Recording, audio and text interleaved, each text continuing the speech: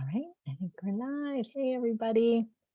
So today I want to tell you a little story about my dog and how I've been training her without even realizing I'm training her. And how does that relate to what we do when we're trying to change the way we eat? So, hi, everybody. I'm Ricki Heller from rickiheller.com. I help women on restricted diets learn to love their food so that they can lose their symptoms and live their best lives eating healthy foods that are going to support their bodies and minds. And so, some of you know that we have this young dog, Zoe, who's actually lying beside me right now. So, if you hear some wild barking, that's what's happening. And she was really tough to train because she was a very obstreperous little dog and she just never wanted to listen. As a pup, we had a lot of trouble with her. She's coming around now. She's actually turning into a great dog.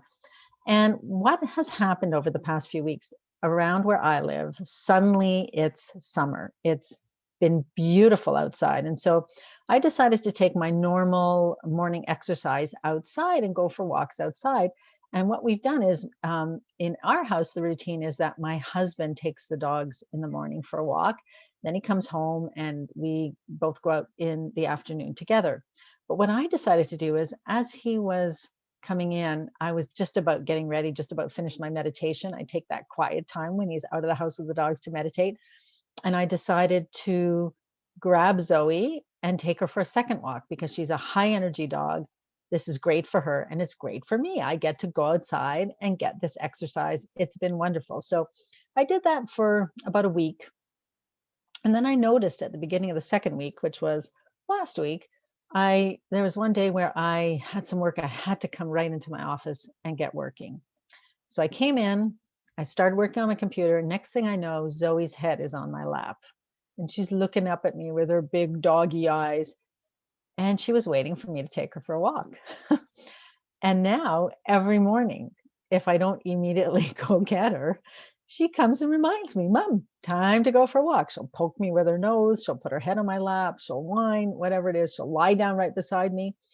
And there have been a couple of days where I haven't been able to take her.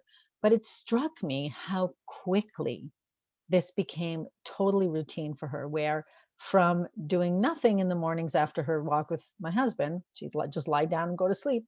She's now awake, alert, waiting. And I mean, of course, part of that is that dogs' brains for 10,000 years have been primed and evolved to focus on what humans do and please humans. And, they're the perfectly evolved animal to be a domesticated pet. But at the same time, that, yes, so she's been sort of programmed to learn quickly. But that particular kind of pattern can apply to humans too. What I noticed was it didn't take much repetition for it to suddenly feel normal, natural, habitual to her. And so when I work with people who have trouble learning to eat healthfully, it actually can be that simple, that what you need to do is simply repeat the behavior you want. We know this with animals and with training. Our brains are not that different. If you want a certain behavior, repeat that behavior. And the more times you repeat it, the stronger it gets. And the thing to keep in mind is that this also applies to the negative behaviors we want to stop.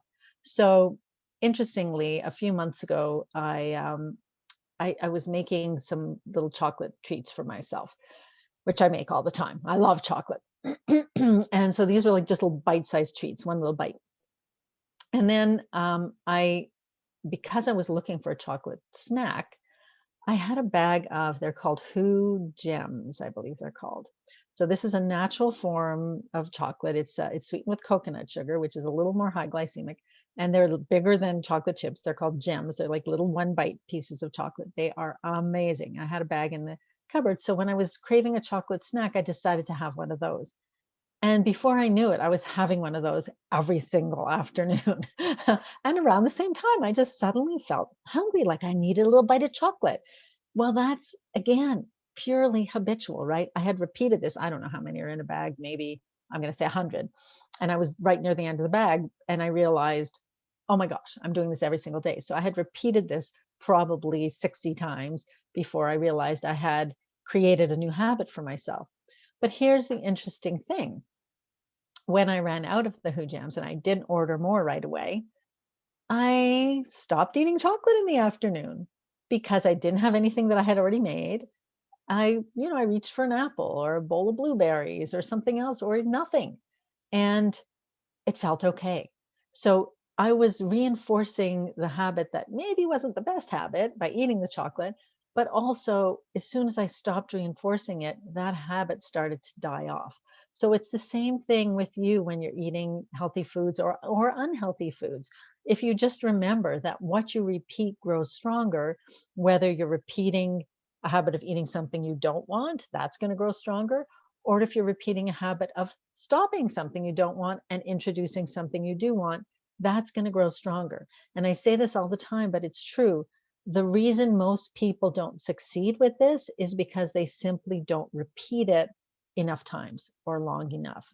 So next time you feel that you're discouraged because you've fallen off the wagon or you feel like you can never change the way you eat, ask yourself, how many times in my whole life have I repeated the negative habit? So if I think, I ate poorly until I was 40, that's 365 days a year times 40 years. Okay, we'll take out the first 2 years because I wasn't really eating regular food then. So 38 years times 365 days times 3 meals a day. I reinforced negative food. Do the math, 40 times 365 times 3. And how many times have I eaten the food I want to be in my life? The first time I despaired over not succeeding at my dietary change, I had maybe tried it for 3 weeks. That's 21 meals, right? It's not, the numbers aren't even close. So don't underestimate how many times you have to repeat something for it to feel totally normal and natural. You can still do it, even if it doesn't feel normal and natural. It requires you thinking, but the more you repeat it, the more normal and natural it's going to feel. So I hope that's helpful. And I hope it helps you to push through next time you start feeling as if this isn't working, I can't succeed at this. Just remember, the more times you repeat it, the stronger it gets, and that most people don't repeat it enough. All right, everybody, I hope you have a great rest of your week. If you would like more tips like this and information and recipes that you can eat on a diet free of sugar, gluten, eggs, and dairy, just subscribe to my weekly newsletter. You go to rickiheller.com/subscribe, and you will receive an email from me every Sunday with information, recipes, and more. I hope to see you there. All right, everybody, have a great rest of your